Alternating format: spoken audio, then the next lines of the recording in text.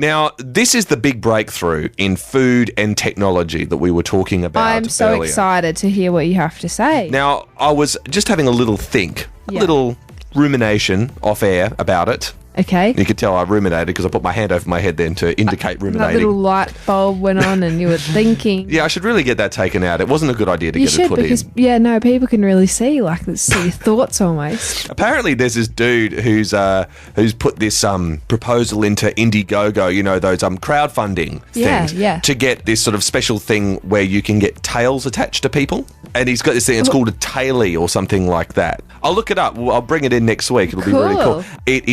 It's part of it's connected to your heart rate, so that if someone says something and it makes you really happy, the tail starts to wag. Oh, that's awesome. How cool is that? And he reckons that if he can get all the money funded, it's going to cost a lot of money to fund this thing, but if he gets it, they can be sold for like $90 each and you can have your own tailie.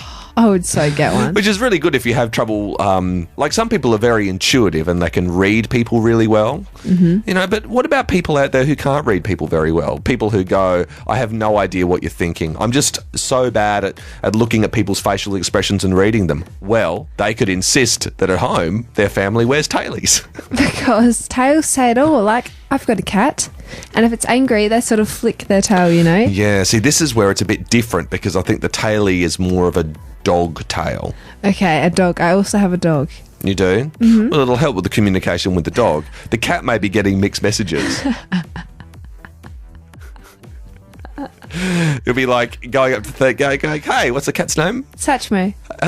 Okay. Hey, Satchmo. How you going? You'd be really happy to see Satchmo. And then Satchmo's back starts to arch and you're like, what's going on here?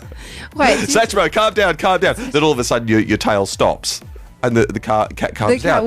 And you'll be really happy that the tail stopped wagging. And you go, oh, that's great. Yeah. The tail starts going again. He's called Satchmo because of Louis Armstrong. Okay, yeah. That was his great nickname. Jazz trumpeter, yes. Yeah, we got Satchmo from a musician and he had named him Satchmo. So he kept his name, yeah. That is such a cool name for a pet. It is, isn't it? Absolutely. Satchmo. Yeah, very cool. Anyway, like we were saying before we started talking about humans getting tails, talking about these breakthroughs in food technology.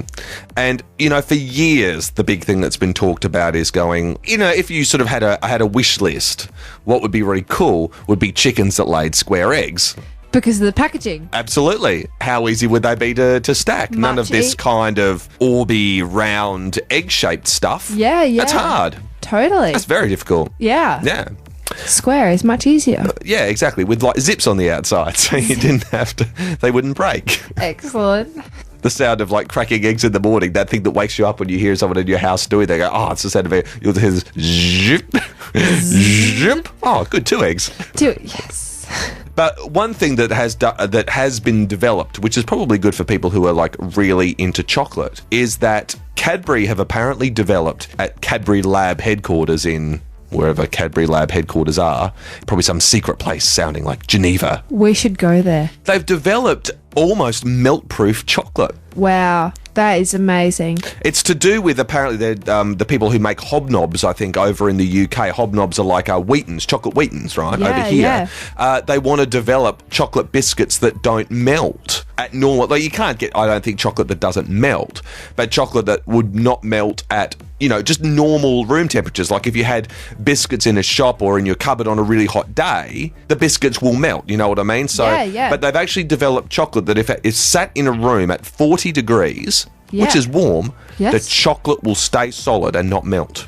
What do you think about this, Sarah May? I think it's actually incredible. It's just making me really hungry. I'm just visualising chocolate now. That's all I'm thinking about, to be honest. And I was wondering why that weird look on your face was. I was thinking, like, chocolate, biscuits, yum. Biscuits, chocolate, biscuits, chocolate. Your head just turned into a massive piece of chocolate. I've got to stop That's it doing all I'm trying that. to say. I've got to get the light bulb and that thing where I get it to turn into a block of chocolate at will is... You're going to have to I don't know. I want my money back. I don't know. Yeah. In my mind at the time, it was a good idea. Now, it's just inconvenient. It really is.